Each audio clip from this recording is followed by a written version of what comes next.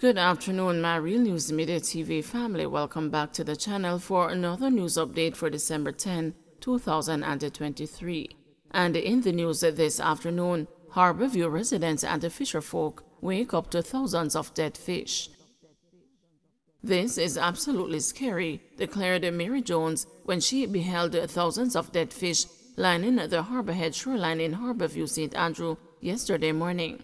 She was among several persons who made the usual Saturday morning trek to the area for recreational fishing and was shocked by what greeted them. Fisherfolk in the area, who rely on the bay for their livelihood, were even more dismayed, questioning what could have caused it, as they foretell of a dim Christmas season.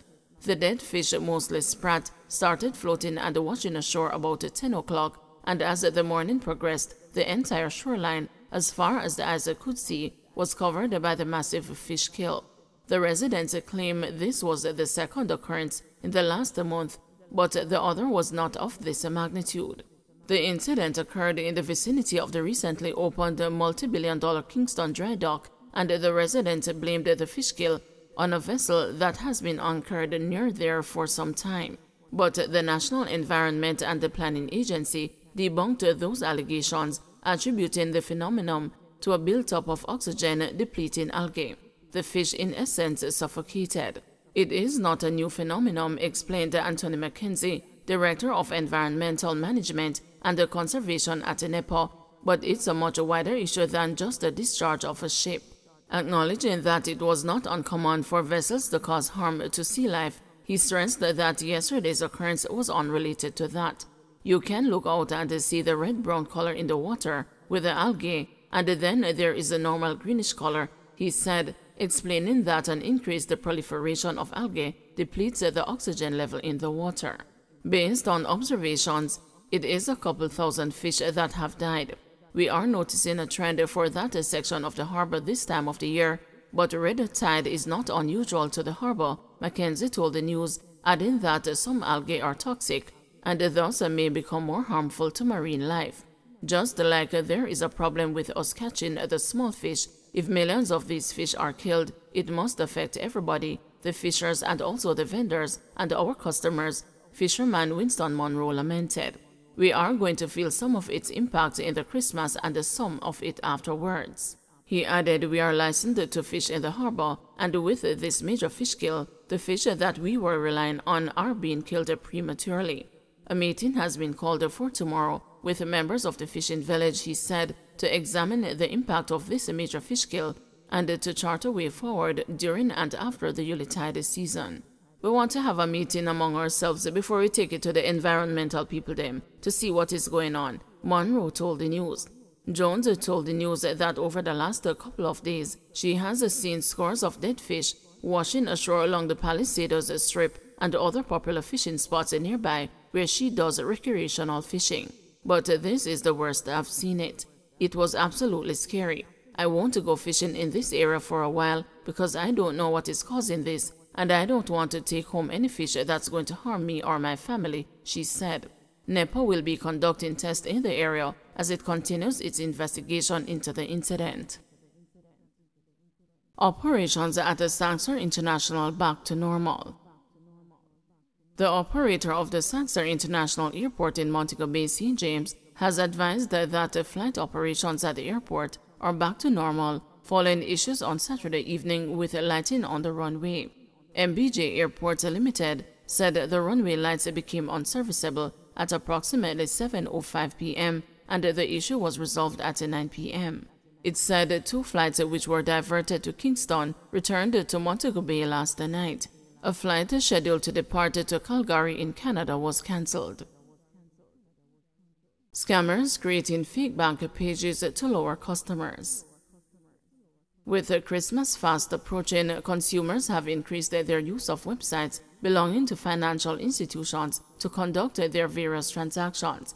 Bank experts are, however, warning that while this is happening, they are seeing where criminals have stepped up their game in a bid to target unsuspecting members of the public, and one of the methods they are using is to create fake pages looking similar to what banks use.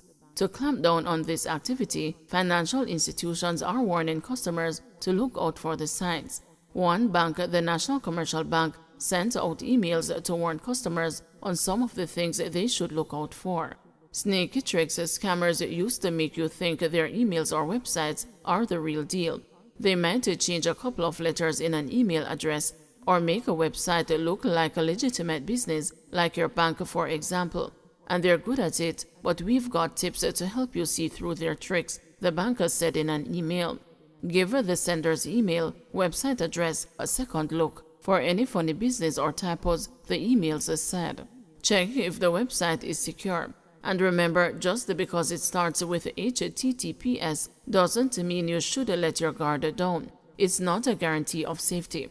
Remember that the NCB doesn't send the links in emails and messages, the bank said in an email. Owner of Baba Roots gunned down at Westmoreland home. William Webb, the owner of the local herbal drink brand Baba Roots, was reportedly gunned down at his home in Darlaston, Westmoreland on Sunday morning. Deputy Superintendent of Police Adrian Hamilton, in charge of operations in the Westmoreland Police Division, confirmed the incident to the news on Sunday morning. According to police reports, 4 gunmen invaded Webb's room through a window at about 3:45 a.m. and shot him after a brief conversation. Law enforcement officers stated that the gunmen also ransacked his room. Webb was taken to the Savannah Lamar Public General Hospital, where he was pronounced dead. Man gunned down in Banbury District, St. Catherine. Detectives at the Linstead Police Station in St. Catherine are investigating the murder of a man in Banbury District on Friday. The deceased has been identified as 52-year-old Clive White, who is from the community. About 4:30 a.m., residents reportedly heard explosions and later found White's body along the roadway.